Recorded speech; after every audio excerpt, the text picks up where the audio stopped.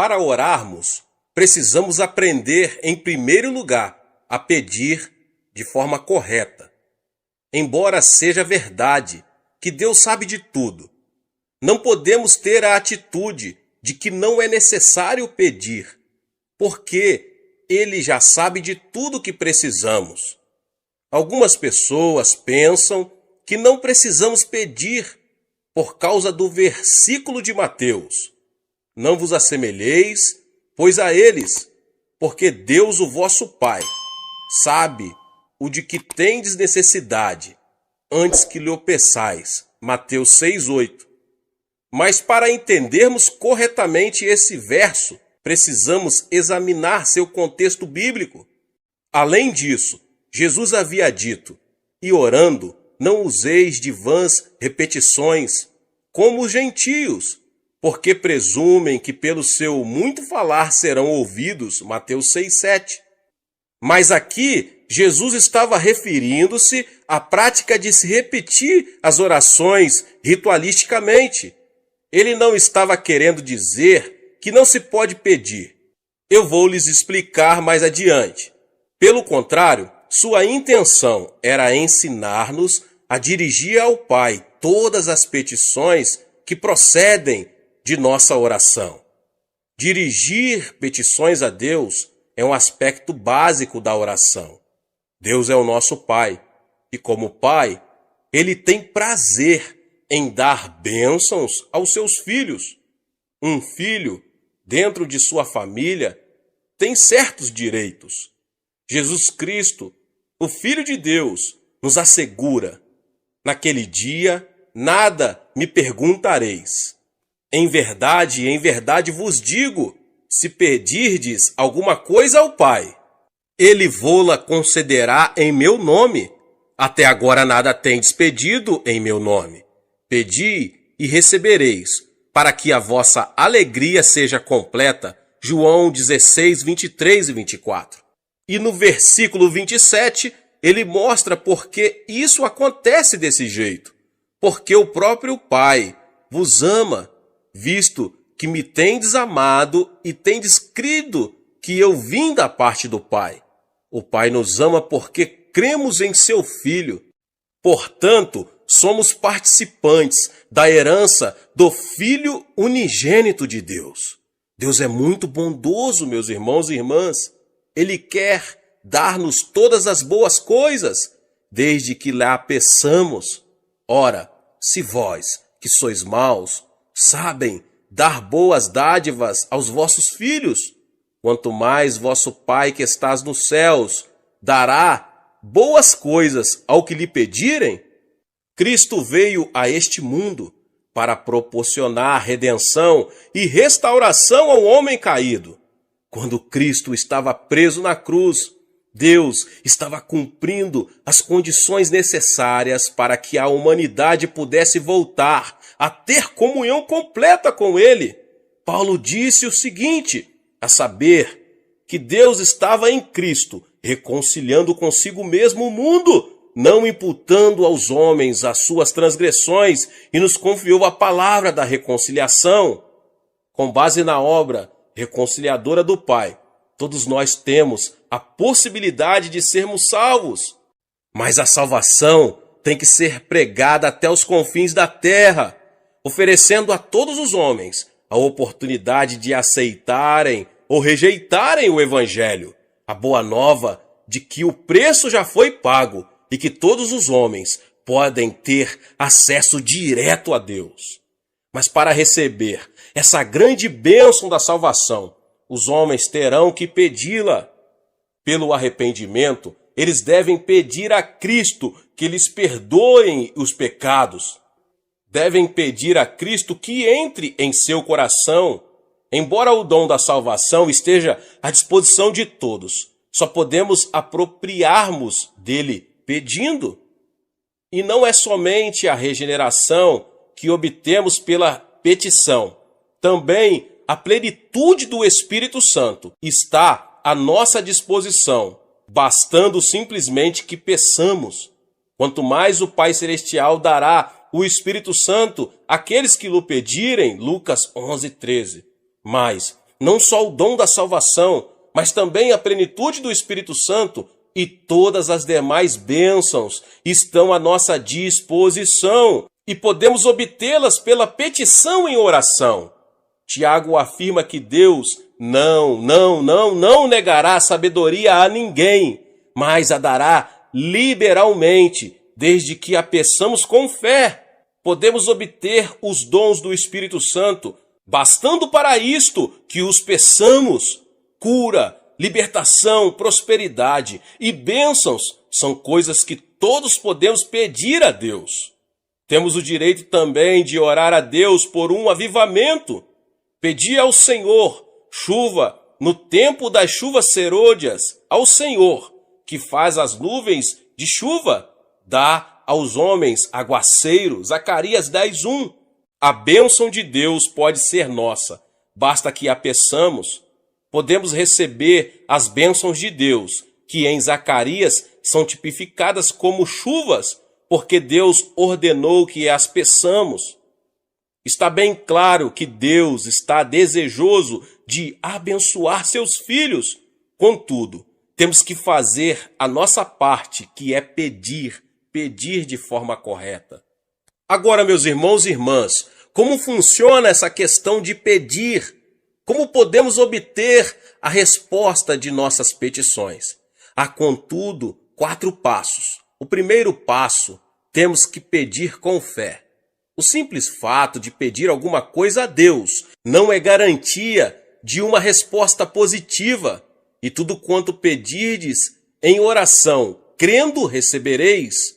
Mateus 21:22. O segundo passo, temos que manter um relacionamento com Cristo. Se permanecerdes em mim e as minhas palavras permanecerem em vós, pedireis o que quiseres e vos será feito. João 15:7. Quando permanecemos em oração, desenvolvemos-nos espiritualmente, de modo que os desejos dele passam a ser os nossos. O terceiro passo, temos que ter a motivação correta. Pedis e não recebeis, porque pedis mal, para esbanjardes em vossos prazeres. Tiago 4:3. Sabemos que é desejo de Deus dar-nos boas coisas. Contudo, muito de nossos pedidos são inspirados por puro egoísmo. Deus quer que nossas petições tenham a finalidade de glorificá-lo. O quarto passo é, temos que pedir segundo a vontade de Deus. Será que isso quer dizer que teremos de procurar saber primeiro, antes de orar, se Deus quer que sejamos curados? Não.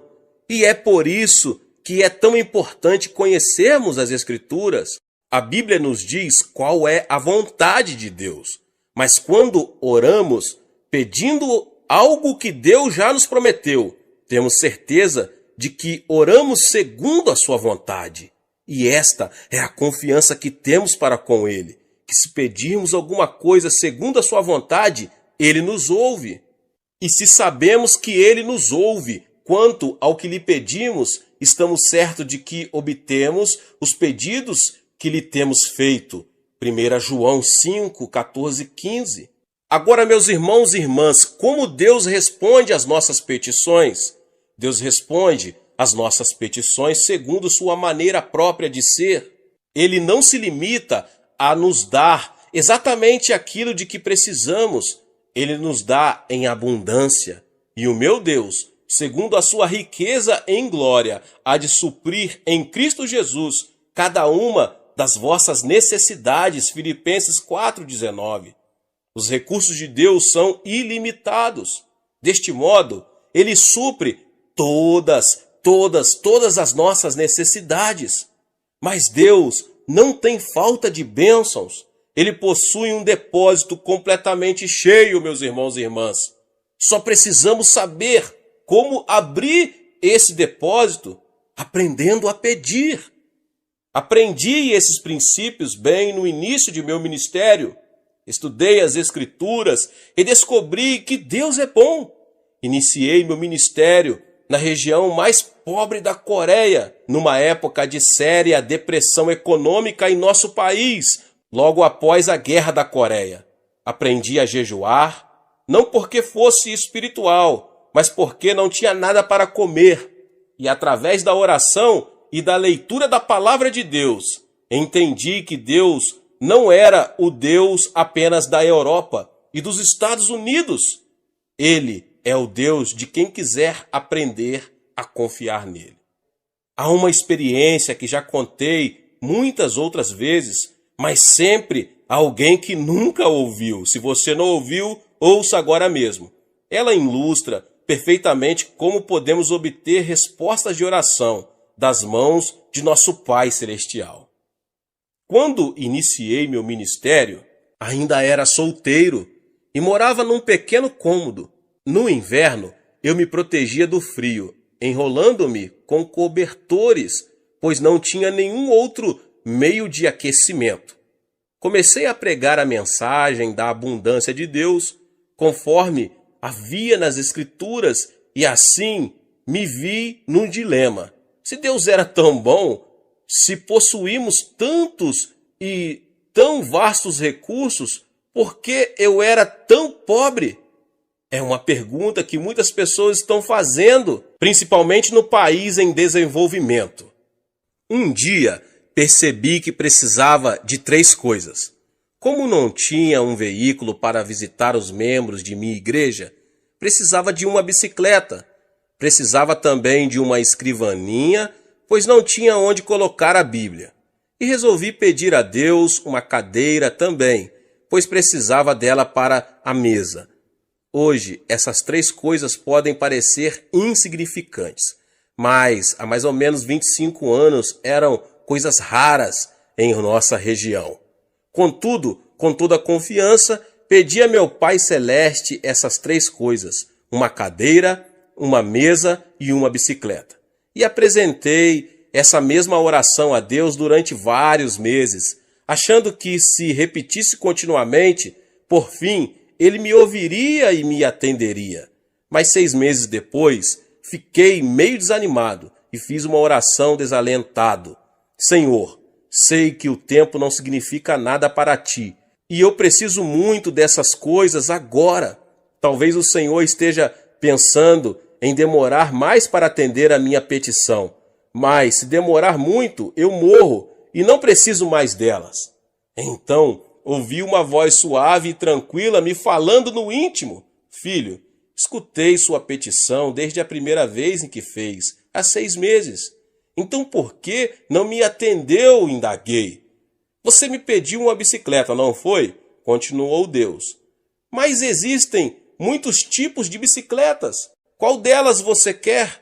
Existem também muitos tipos de mesa, feitas de diversos tipos de madeira. Que tipo de mesa você quer? Existem também diversos tipos e modelos de cadeira. Qual tipo de cadeira você quer? E essas palavras que ele me falou naquela noite revolucionaram minha vida. Então resolvi pedir a Deus objetos específicos. Uma bicicleta da fabricação americana, que naquela época havia 3 tipos de bicicleta, mas a americana era a de melhor qualidade. Pedi uma escrivaninha de mogno das Filipinas e, por último, pedi uma cadeira. Mas não era uma cadeira qualquer. Queria uma cadeira com rodinhas nos pés, para que pudéssemos girá-la à vontade, como um daqueles grandes empresários. 2 semanas depois, ganhei uma bicicleta americana um pouco usada e fora do filho de um missionário. Depois ganhei a escrivaninha de mogno das Filipinas e a cadeira para fazer jogo com ela. É claro que era uma cadeira giratória. A parte mais interessante dessa experiência ocorreu antes de eu receber estas coisas. Um domingo eu estava pregando sobre Romanos 4,17, como está escrito: por pai de muitas nações te constituí perante aquele no qual creu, o Deus que vivifica os mortos e chama à existência as coisas que não existem. No meio do sermão, eu me ouvi dizer com grande convicção: eu ganhei uma bicicleta, uma escrivaninha e uma cadeira. E em seguida pus-me a descrever cada um desses objetos.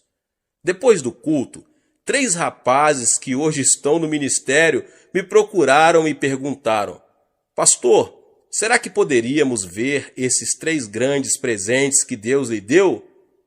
Era bastante compreensível que eles estivessem curiosos, pois essas coisas eram muito incomuns naquela região. A caminho de casa comecei a me preocupar com o que ia dizer aqueles jovens quando vissem meu cômodo vazio. Assim que abri a porta, vi-os correr os olhos pelo aposento desprovido, procurando minha bicicleta, a cadeira e a mesa. Afinal, um deles disse: Pastor, onde estão? Indagou com expressão de espanto. Bem aqui, repliquei, apontando para o meu estômago. Deixe-me explicar fazendo uma pergunta.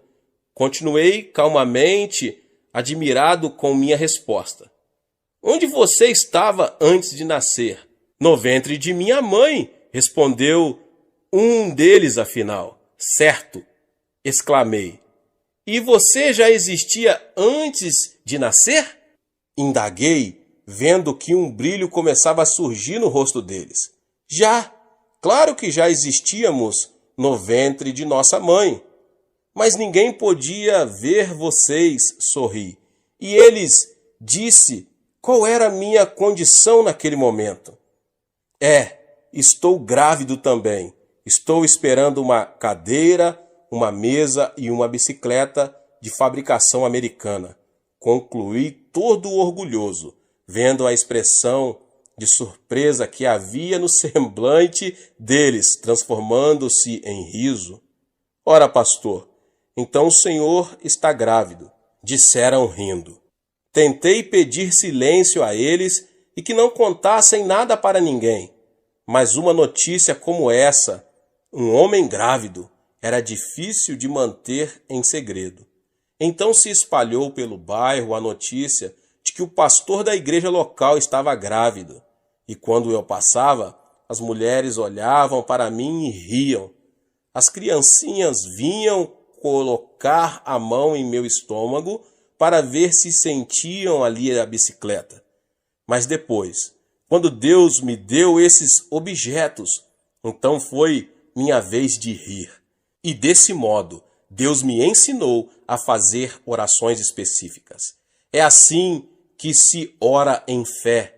Não faça petições com generalidades, certifique-se bem do que você precisa e escreva. Depois, ao orar, apresente a Deus aquilo que você deseja com detalhes. Isso feito, passe a dizer que já o recebeu. Talvez não queira dizer em público, mas comece a dar graças a Deus e a confessar que já recebeu a resposta. Lembre-se de que se pedirmos com fé, Deus nos dará o que pedimos. É muito interessante que Deus tenha ensinado isto para um pastor de um pequeno país. Parece que geralmente só os pastores de países do Ocidente falam sobre a abundância das bênçãos de Deus ao atender suas necessidades, mas eu posso testemunhar de que Ele pode fazer o mesmo por qualquer homem ou mulher que lhe o pedir segundo a sua santa palavra. Muitas vezes deixamos que as condições sociais ou econômicas em que vivemos venham a ditar o nível de nossa fé. É por isso que devemos pedir a Deus que amplie nossa visão e nossos sonhos, já que estes são a linguagem do Espírito Santo. Tendo uma visão mais ampla, poderemos obter maiores bênçãos de Deus. Certa vez, Winston Churchill disse que os grandes homens procedem de grandes países, vivem em épocas de grandes realizações e desempenham grandes tarefas. Em geral, é assim que acontece. Contudo, meus irmãos e irmãs, Jesus Cristo, o Filho de Deus, veio de um país fraco e pequeno, Israel, e na época em que ele viveu, sua terra estava sob o domínio do Império Romano. Embora ele tenha realizado a maior de todas as tarefas, certamente não viveu numa época de grandes realizações para o povo de Israel. E, no entanto, ele constituiu o ponto central de toda a história. Não importa quem você é, você pode causar um grande impacto. Sua vida pode mudar seu país ou o mundo se você souber fazer a oração de petição. Deus deseja dar-nos muito mais do que imaginamos. Peça a Deus o dom que lhe possibilitará ter o maior impacto na situação em que você se encontra. Não se contente com uma situação comum. Sou de uma família pobre e de um país pobre e vivia em circunstâncias adversas. Apesar disso, nunca tive de abrir caminho à força para chegar diante dos grandes deste mundo.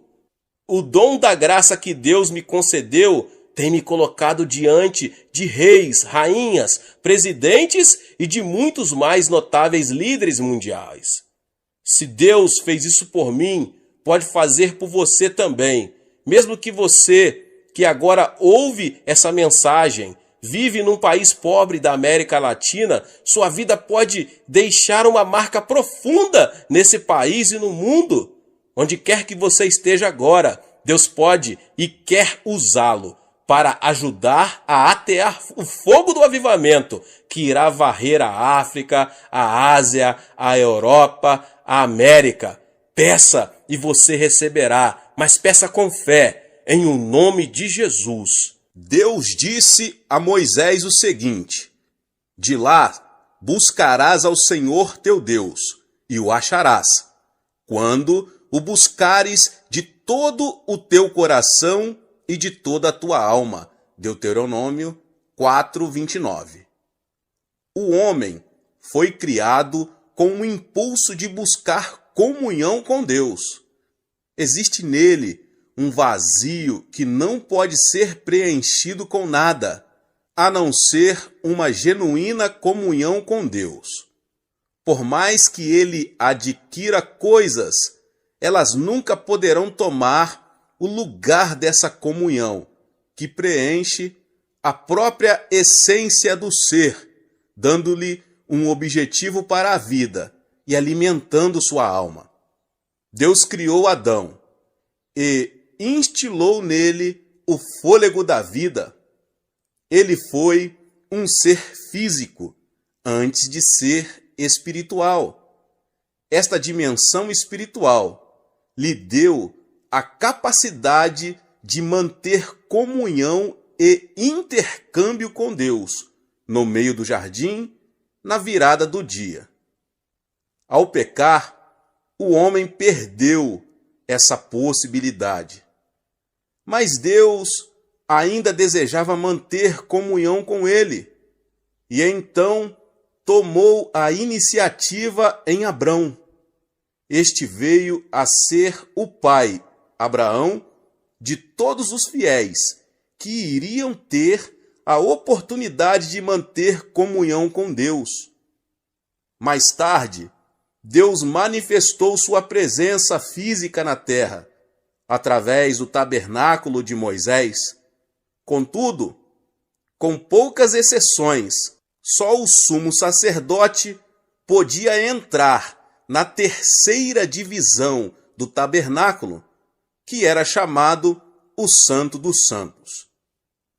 No reinado de Davi, assim que ele foi aclamado rei de Israel, a primeira coisa que fez foi mandar trazer para o local de culto de Israel a Arca da Aliança, que era símbolo da presença de Deus. Entretanto, ao invés de recolocá-la ao tabernáculo, ele deveria, por ordem de Deus, erigir uma casa própria em Sião, onde Davi morava. Pois o Senhor escolheu a Sião, preferiu-a por sua morada. Salmos 132:13. Em Sião, Deus teria um contato direto com Israel e manteria comunhão com seu povo. Todavia, a adoração que o povo prestava a Deus voltou a assumir um estilo ritualístico. E Deus, mais uma vez, tomou a iniciativa de restaurar a comunhão com o homem, vindo ao mundo na pessoa de Jesus Cristo. Hoje, na era da Igreja, Deus nos deu o Espírito Santo, para que pudéssemos manter comunhão com o Pai e o Filho. Jesus disse: Ele me glorificará, porque há de receber do que é meu e vou-lo-á de anunciar. Tudo quanto o Pai tem é meu, por isso é que vos disse que há de receber do que é meu e vou-lo-á de anunciar. João 16, 14 e 15. E depois ele diz mais: aquele que tem os meus mandamentos e os guarda, esse é o que me ama, e aquele que me ama será amado por meu Pai, e eu também o amarei e me manifestarei a ele. João 14, 21. E no versículo 23 ele diz: se alguém me ama, guardará a minha palavra, e o meu Pai o amará, e viremos para ele e faremos nele morada. A oração como petição é muito importante para obtermos as coisas de que precisamos. Mas orar não é apenas pedir, é mais que isso. Jesus disse: buscais e achareis. Deus não é um mero depósito de bens, de onde retiramos tudo o que precisamos, por mais nobre que seja a nossa motivação. Ele é um ser vivo que deseja manter comunhão conosco. Mas vem a hora, e já chegou, em que os verdadeiros adoradores adorarão o Pai em espírito e em verdade, porque são estes que o Pai procura para seus adoradores. João 4, 23. Portanto, o outro nível de oração, que vem depois da oração de petição, é buscar. Isso não implica supressão da petição. O maior não suprime o menor, mas o menor está sempre incluído no maior. O apóstolo Paulo levou uma vida de oração e comunhão com Cristo. Ele dá o seguinte testemunho à igreja de Filipos: mas o que para mim era lucro, isto considerei perda por causa de Cristo. Sim, deveras considero tudo como perda, por causa da sublimidade do conhecimento de Cristo Jesus, meu Senhor, por amor do qual perdi todas as coisas e as considero como refúgio para ganhar a Cristo. Filipenses 3, 7 e 8. Como é que Paulo pôde ganhar a Cristo? Sabemos que a salvação é um dom de Deus, pela graça, mediante a fé. O que Paulo está dizendo neste texto não é que faz isso para ganhar a salvação, mas ele se refere a uma profunda comunhão com Cristo. Esse nível de comunhão não se consegue por acaso. Tem que ser buscado e, por isso, exige esforço da nossa parte. O que Paulo recebeu com esse tipo de oração? Ele responde a essa pergunta no verso 10. Para o conhecer e o poder da sua ressurreição e a comunhão dos seus sofrimentos, conformando-me com ele na sua morte. E depois prossigo para o alvo, para o prêmio da soberana vocação de Deus em Cristo Jesus. E no versículo 15, ele apresenta um desafio a todos nós. Todos, pois, que somos perfeitos, tenhamos este sentimento. Neste último versículo, o apóstolo revela que o sinal de que uma pessoa atingiu maturidade espiritual é o desejo de chegar a um nível espiritual no qual tenha uma comunhão íntima com Cristo. Deus é amor.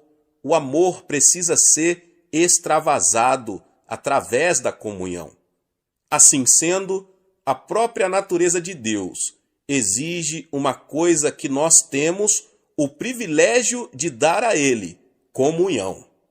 Eu não preciso de um despertador para me acordar todos os dias, pouco antes das 5 da manhã. Apenas escuto uma batida à porta do meu coração, e isso automaticamente me desperta. Aí eu ouço o Senhor dizer: Xô, está na nossa hora, quero ter comunhão com você. Mas esse permanente relacionamento com Cristo não começou por uma simples resposta a uma petição. O que buscamos? Temos que buscar o Senhor, pois nele estão todas as bênçãos mais preciosas, em quem todos os tesouros da sabedoria e do conhecimento estão ocultos. Colossenses 2:3. Em Colossenses, Paulo apresenta a igreja como um campo riquíssimo. Nesse campo está escondido um grande tesouro. Mas não se trata de um tesouro material, e sim espiritual, sabedoria e conhecimento. Quando um recém-convertido ora, normalmente recorre ao trono de Deus em momentos de grandes dificuldades. Assim sendo, buscam a Deus querendo alguma coisa. Isso é bom e é muito importante. Deus quer que peçamos a Ele as coisas. Contudo, algumas pessoas veem a Cristo apenas como se Ele fosse um armazém, aonde vão com uma lista de compras para obter bênçãos de que precisam. Entretanto, todos os grandes mistérios, os tesouros de conhecimento, a fonte da alegria total e completa, essência do amor, estão em Cristo, esperando-nos como um tesouro escondido. Os que forem sábios venderão tudo que possuem e comprarão o terreno para que possam adquirir aquele tesouro. Moisés afirmou o seguinte: as coisas encobertas pertencem ao Senhor, nosso Deus, porém as reveladas nos pertencem a nós e a nossos filhos para sempre. Deuteronômio 29:29. Existem coisas que todos podem ver nas Escrituras, mas Deus quer levar-nos a uma comunhão tão íntima com Ele, que Ele possa revelar-nos seus tesouros mais profundos de sabedoria e conhecimento. Um tesouro não teria valor algum se fosse de fácil acesso a todos. Assim também, o tesouro espiritual de Deus é alcançado pela busca em oração. Aprendi já há muitos anos que precisamos esforçar-nos para encontrar os tesouros que Deus deseja mostrar-nos. Eu amo os que me amam, os que me procuram me acham. Riquezas e honra estão comigo, bens duráveis e justiça. Melhor é o meu fruto do que o ouro refinado, e o meu rendimento melhor do que a prata escolhida. Provérbios 8, 17 ao 19. O crente preguiçoso não se dispõe a buscar e nunca penetra na plenitude das bênçãos que Deus deseja que ele receba. Para se viver à porta da casa do Senhor, é preciso muita disciplina e esforço. Lembre-se de que hoje sou pastor da maior igreja do mundo, com mais de 400 mil membros. Sou um homem extremamente atarefado. E porque é grande o número de pessoas que vêm à nossa igreja? Será por causa do sistema de grupos, grupo familiar ou células? Embora esse sistema seja um meio muito eficaz, pelo qual a maioria dos membros da nossa igreja veio ao conhecimento de Cristo, não é a principal razão pela qual milhares de pessoas esperam em fila no domingo para conseguir lugar em um dos 7 cultos de nossa igreja. Elas vêm aqui para se alimentarem da carne da palavra de Deus. E de onde recebo minhas mensagens? Recebo-as do meu Senhor, em oração e íntima comunhão e união com Ele. Todos os crentes sábios devem ter como imperativo para a sua vida as seguintes palavras: ouvi o ensino, sede sábios e não o rejeiteis. Feliz o homem que me dá ouvidos, velando dia a dia as minhas portas, esperando as ombreiras da minha estrada. Porque o que me acha a vida e alcança favor do Senhor. Provérbios 8, 33 ao 35. Se você não possui uma vida espiritual vibrante, é que ainda não aprendeu a buscar o Senhor. Se ao estudar a palavra de Deus, não recebe novas revelações da realidade espiritual, então é possível que ainda não tenha entrado na segunda fase da oração: buscai e achareis. Embora orar seja apresentar petições a Deus e buscá-lo numa dimensão de profunda comunhão, também é interceder junto a Ele no Espírito Santo. Então, a oração de intercessão é o terceiro nível de oração, no qual participamos da compaixão de Cristo por uma pessoa, uma circunstância, uma necessidade em alguma parte do mundo. A intercessão é o tipo de oração pelo qual podemos tornar-nos participantes dos sofrimentos de Cristo. Quando oro no Espírito Santo, sei que algumas dessas orações têm como objetivo pessoas e circunstâncias de outras partes do mundo. Posso não conhecer com exatidão os detalhes do problema, mas Ele conhece e me usa para orar até o fim, até eu ficar sabendo que Deus já atendeu a petição. Um amigo missionário narrou-me um fato miraculoso que mostra a importância da intercessão. Um grupo de missionários estava viajando num deserto da África. A certa altura, sobreveio-lhes um forte vendaval que os obrigou a mudar a rota. 2 dias depois, seu suprimento de água acabou. Ficaram a vaguear pelo deserto, sofrendo desidratação. De repente, deram com um poço de água e foram salvos. Mais tarde, voltando a esse lugar onde tinham sido salvos, constataram que o poço não existia. Na ocasião em que estavam passando por aquela necessidade, alguém estivera intercedendo em oração e Deus fizera um milagre. Em 1965, conheci uma senhora que me relatou sua experiência de intercessão em favor de nossa igreja.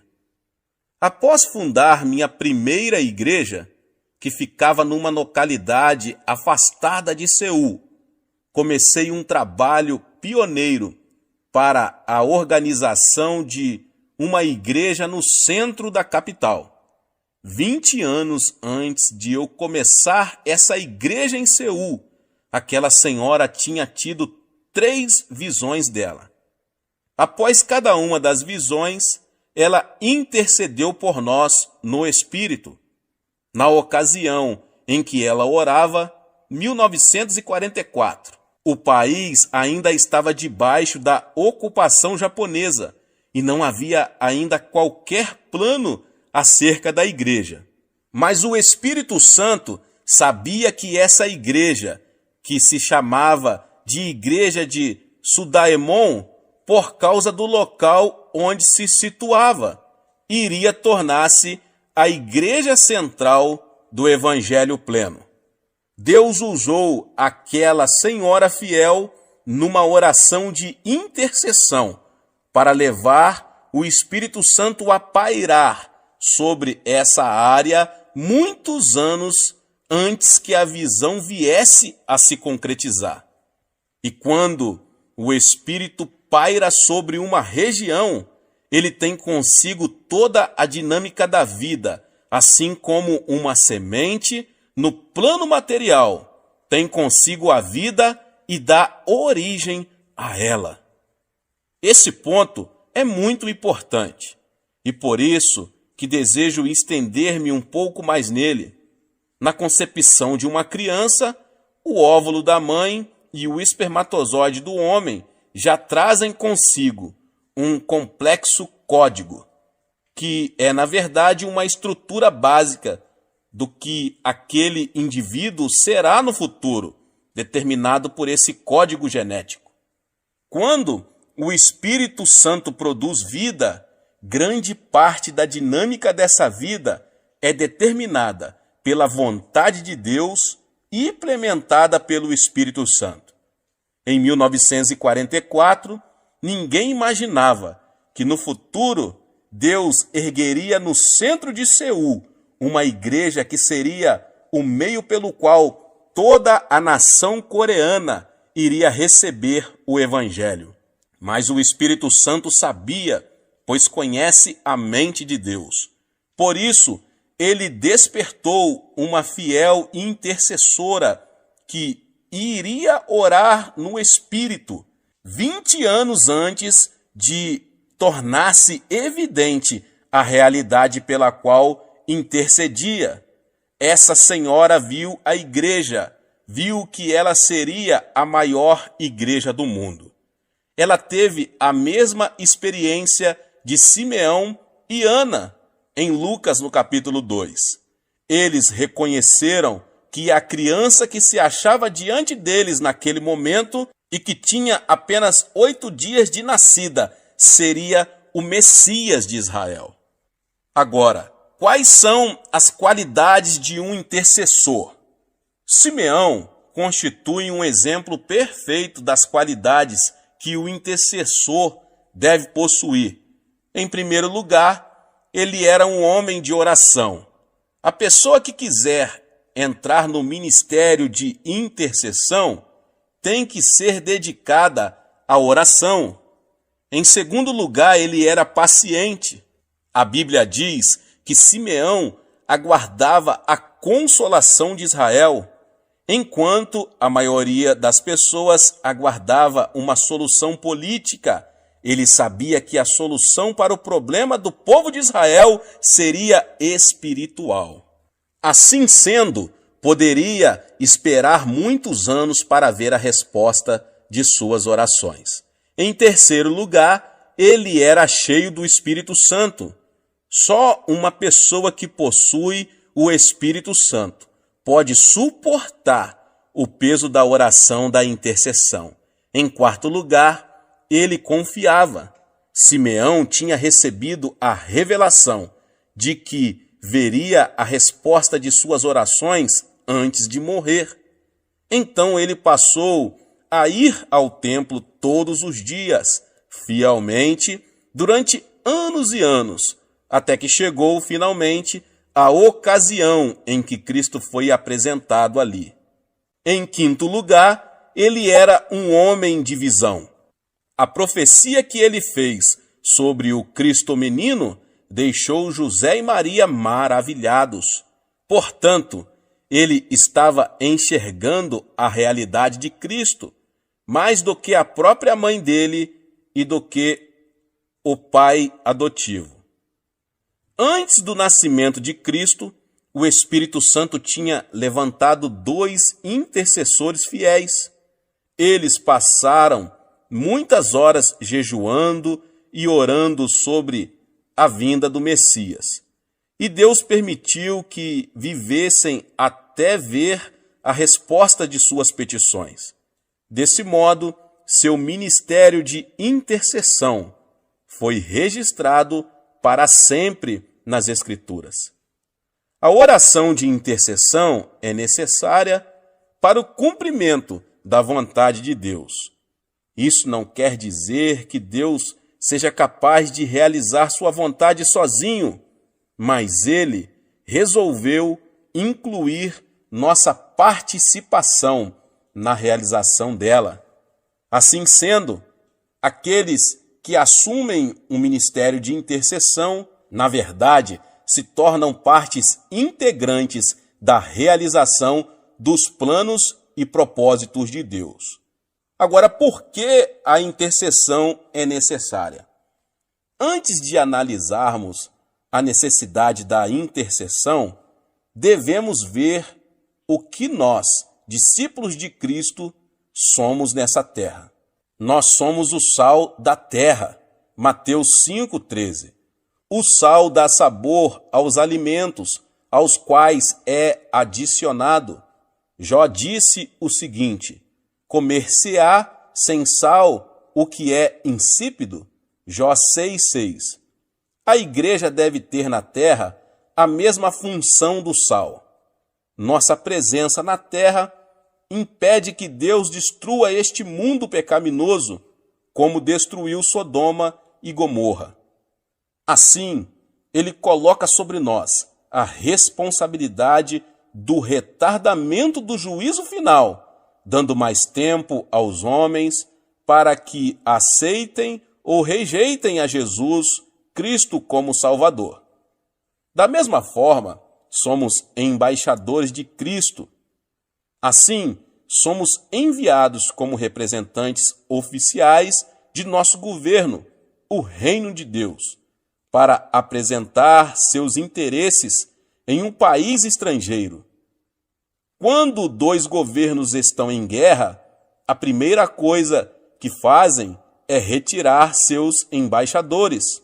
Portanto, o fato de permanecermos nesta terra significa que Deus ainda está suportando o pecado do mundo e ainda há tempo para se pregar o Evangelho. Mas o sal também restringe o processo da deterioração. Antes de existirem geladeiras, as pessoas que viajavam também tinham que cobrir de sal a carne que levavam, para que ela não se estragasse. O espírito do anticristo já está em operação na terra desde o 1º século. João escreveu o seguinte: e todo espírito que não confessa a Jesus não procede de Deus. Pelo contrário, este é o espírito do anticristo, a respeito do qual tendes ouvido que vem e presentemente já está no mundo. Filhinhos, vós sois de Deus e tendes vencido os falsos profetas, porque maior é aquele que está em vós do que aquele que está no mundo. 1 João 4, 3 e 4. O espírito do anticristo, que é o espírito do desrespeito às leis, está operando com uma influência cada vez maior no mundo. Eventualmente, esse espírito produzirá o anticristo em pessoa. Por meio da igreja, o Espírito Santo está detendo essas forças contrárias a Deus, até que essa força positiva seja removida da terra. À medida que vamos amadurecendo no cristianismo, começamos a compreender que ser crente não é apenas um privilégio, mas também constitui uma responsabilidade. E sendo a principal barreira que impede a expansão da influência de Satanás no mundo, precisamos entender bem a importância da oração de intercessão. Se não entendermos claramente nossa condição de sal da terra e por negligência permitimos que o mal assuma o controle das circunstâncias naturais prevalentes em nosso país, então o sal terá perdido seu sabor. Naquela ocasião, Jesus disse: para nada mais presta, senão para ser lançado e ser pisado pelos homens. Nós fomos chamados por Deus também para sermos um reino de sacerdotes. E como corpo sacerdotal de reis, recebemos a autoridade. A tarefa do sacerdote do Antigo Testamento era interceder pelo seu povo diante do propiciatório. Assim também, em nossas orações de intercessão, exercemos nosso papel de sacerdotes do Novo Testamento, tomando posição na brecha, clamando pelas necessidades do povo de Deus. Deus determinou que seus filhos governem conjuntamente com Cristo. Ele não governa sobre nós, eximindo-nos de responsabilidades, mas ele nos delegou a autoridade para assisti-lo em seu governo na terra. E pôs todas as coisas debaixo dos pés, e para ser o cabeça sobre todas as coisas, o deu à igreja, a qual é o seu corpo, a plenitude daquele que a tudo enche todas as coisas. Efésios 1, 22 e 23. E no capítulo 2, Paulo amplia sua explanação de nosso papel como governantes, e juntamente com ele nos ressuscitou e nos fez assentar nos lugares celestiais em Cristo Jesus. No exercício da autoridade espiritual, o conhecimento e sabedoria humanos que possuímos são vivificados pelo Espírito Santo, mas possuímos também conhecimento espiritual, que ultrapassa nosso conhecimento natural. Esse tipo de conhecimento nos é dado pelo Espírito Santo. O texto do Antigo Testamento mais citado no Novo é o Salmo 110.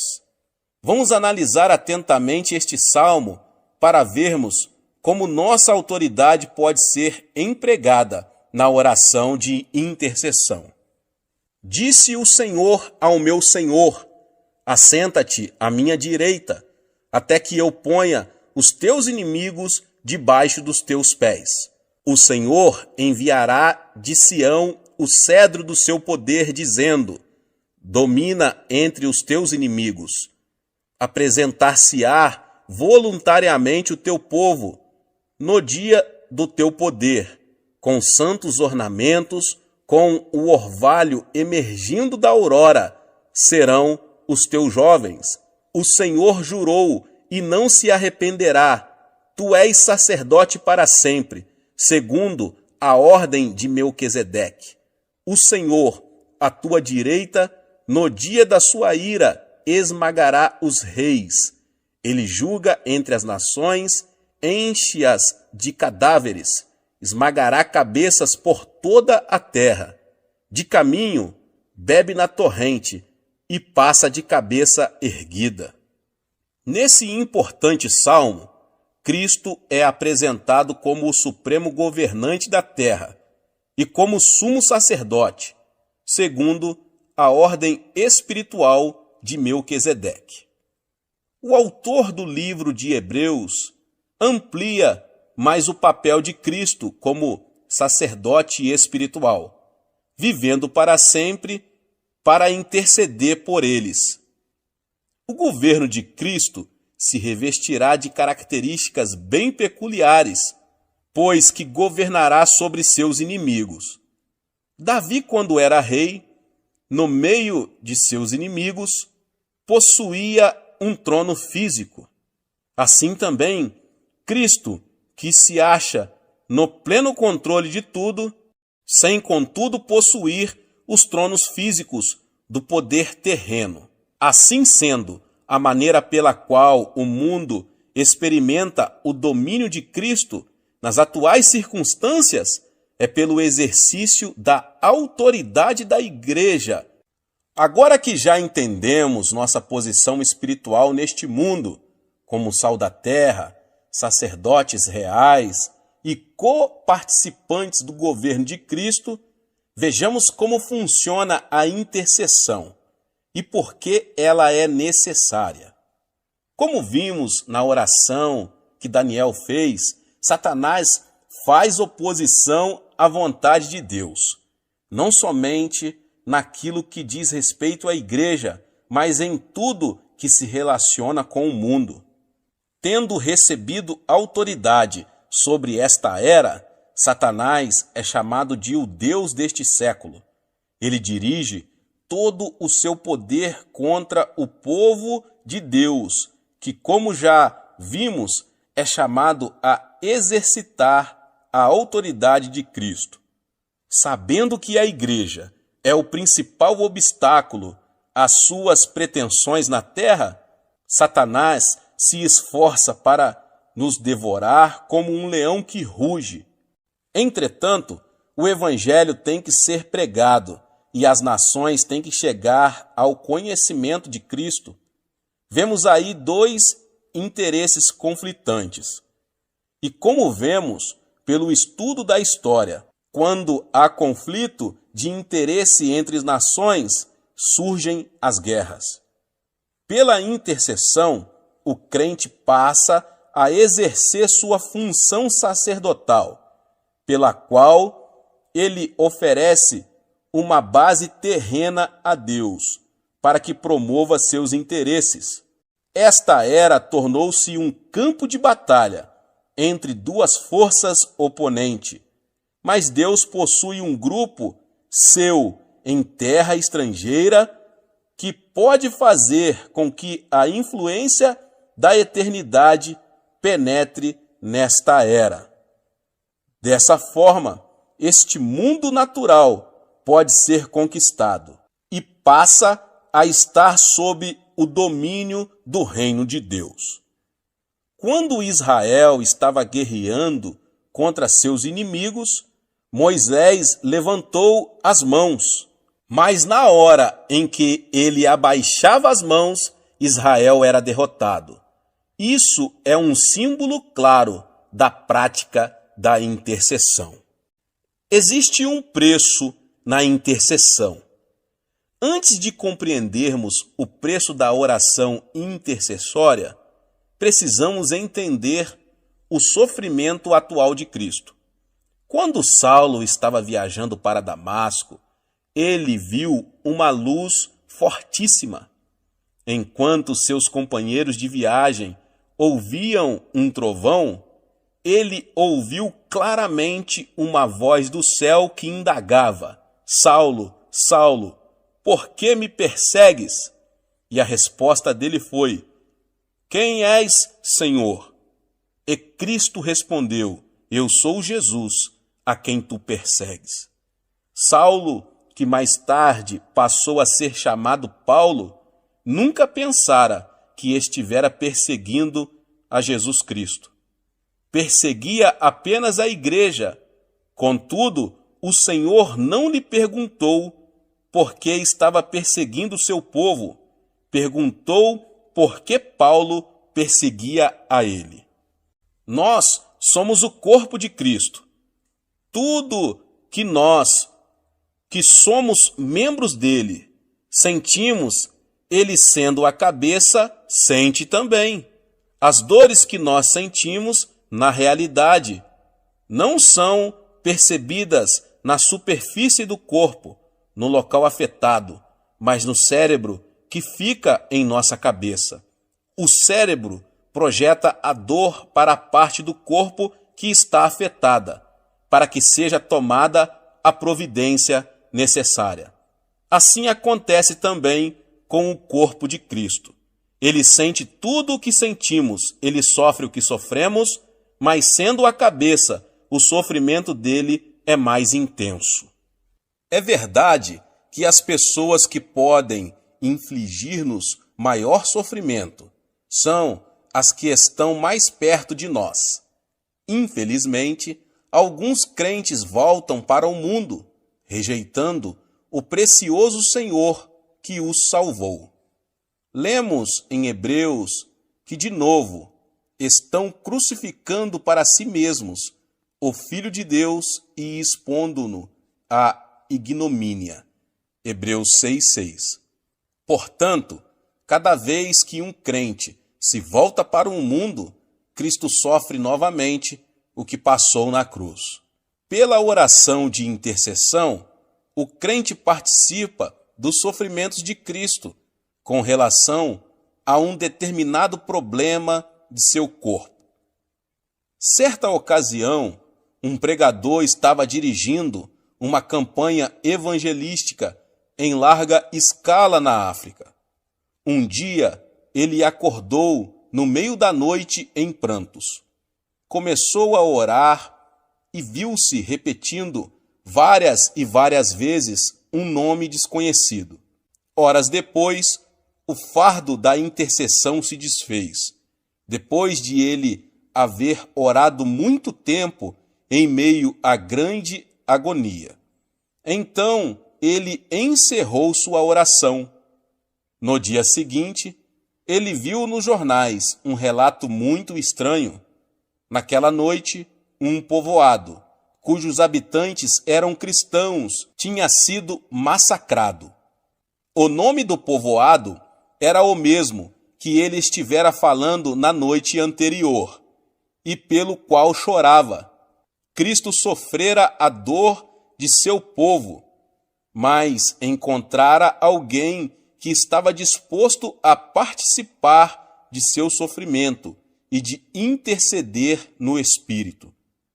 Paulo escreveu o seguinte: para o conhecer e o poder da sua ressurreição e a comunhão dos seus sofrimentos. Filipenses 3,10.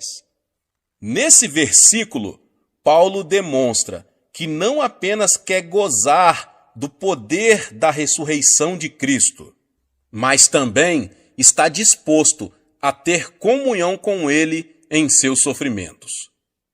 Em nossa igreja, dispusemo-nos a iniciar um ministério de intercessão. Já aprendemos a exercitar a oração da petição e estamos vendo nossas necessidades serem atendidas. Praticamos também a oração devocional, de modo que gozamos de comunhão com nosso maravilhoso Senhor. Mas estamos ainda mais comprometidos com a oração de intercessão, de modo que estamos presenciando um avivamento em nossa terra e o veremos no mundo todo. Não existe nenhum outro lugar da terra onde se saiba que milhares de pessoas estão jejuando e orando continuamente, entre 3 e 10 mil pessoas. Estamos encarando seriamente a batalha que Deus nos mandou travar. Estamos utilizando com toda seriedade as armas espirituais que nos garantirão a vitória. Sabemos perfeitamente qual é o campo de batalha, o coração de todos os homens do mundo, e estamos convencidos de que partilharemos da vitória final com o Rei da Glória. Quais portas adentramos ao fazer orações de intercessão? Além da sua função comum, como meio de entrada numa casa ou prédio, a porta é usada metaforicamente como entrada para uma experiência espiritual ou para uma oportunidade. Por isso, Jesus disse: "Eu sou a porta." Ele é o meio pelo qual o homem pode chegar ao Pai. Paulo empregou essa palavra como uma entrada para uma oportunidade. Ele disse: "Ora, quando cheguei a Troade para pregar o Evangelho de Cristo, e uma porta se me abriu no Senhor, não tive, contudo, tranquilidade no meu espírito." 2 Coríntios 2, 12 e 13. Escrevendo à igreja de Filadélfia, João relata esta revelação de Cristo: conheço as tuas obras, eis que tenho posto diante de ti uma porta aberta, a qual ninguém pode fechar. Apocalipse 3:8. Mas a porta não é apenas um símbolo de oportunidade para se pregar o evangelho de Jesus a uma comunidade. É também uma oportunidade para uma pessoa, como diz o Senhor: eis que estou à porta e bato. Se alguém ouvir a minha voz e abrir a porta, entrarei em sua casa e cearei com ele e ele comigo. Apocalipse 3:20. Existem portas de acesso às nações e grupos étnicos que podem ser abertas. Assim que ela se abre, essas pessoas podem receber fé e crer. Ali chegados, reunida a igreja, relataram quantas coisas fizera Deus com eles e como abrira aos gentios a porta da fé. Atos 14:27. Entrar numa dessas portas de oportunidade implica enfrentar oposição espiritual por parte dos principados e potestades que impedem que as nações recebam o evangelho e o aceitem.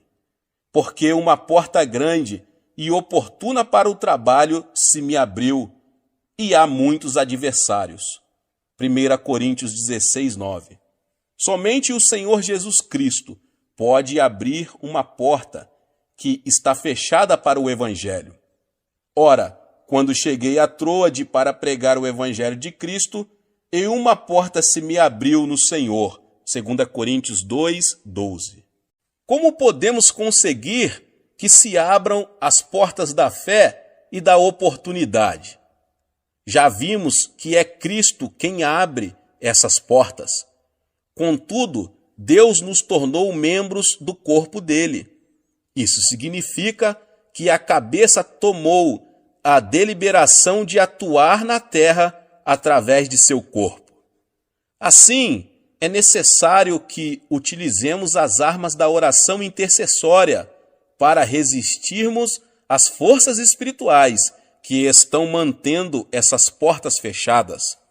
Logo que as orações rompem essa barreira, Cristo pode abrir a porta e toda uma cidade, nação ou raça pode ser salva.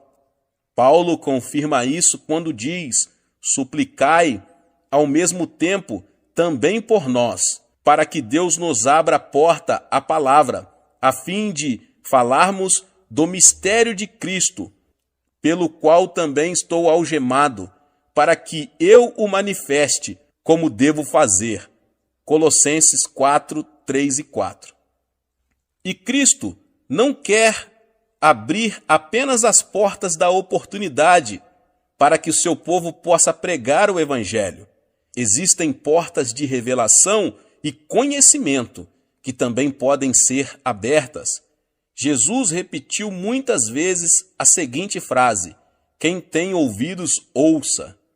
Essa afirmação, dirigida às igrejas do Apocalipse, nos capítulos 2 e 3, nos mostra que muitas vezes não entendemos o que ouvimos. É preciso que a porta do entendimento seja aberta para que nossa mente compreenda o que Deus deseja revelar-nos.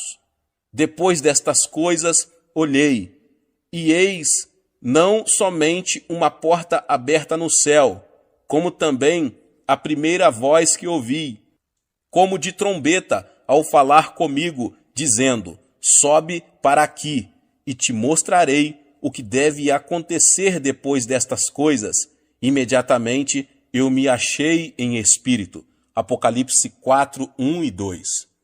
Vimos no livro de Atos que Deus pode abrir uma porta de oportunidade e mantê-la aberta para que preguemos o evangelho sem empecilhos. Paulo tinha sido acusado formalmente e conduzido a Roma que naquela época era o centro da pecaminosidade. Ele orou e pediu a outros que intercedessem por ele. Por fim, abriu-se ali uma porta, pois 2 anos permaneceu Paulo na sua onde recebia todos os que o procuravam, pregando o reino de Deus e com toda a intrepidez, sem impedimento algum, ensinava as coisas referentes ao Senhor Jesus Cristo. Atos 28, 30 e 31. E assim termina o livro de Atos. É importante observar que o Espírito Santo encerra o livro, como que deixando uma porta aberta. Naturalmente, muita gente sabe que o livro não tem um fecho gramatical bem definido. Podemos deduzir isso, já que Lucas, sendo médico, deveria ter um bom domínio do grego, que ele ainda está sendo escrito, pois a igreja ainda está realizando os atos do Espírito Santo.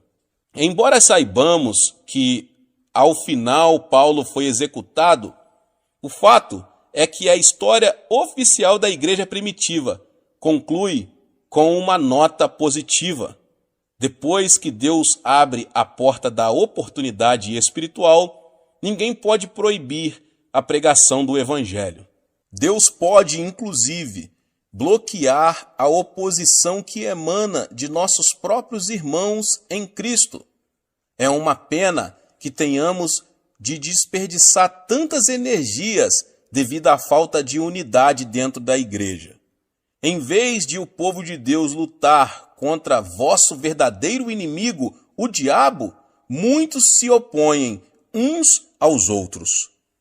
Contudo, pode haver uma porta aberta que atue de forma de bloqueio para a oposição que brota de dentro. Paulo experimentou isso em Atos 28. Então, eles disseram: nós não recebemos da Judéia nenhuma carta que te dissesse respeito.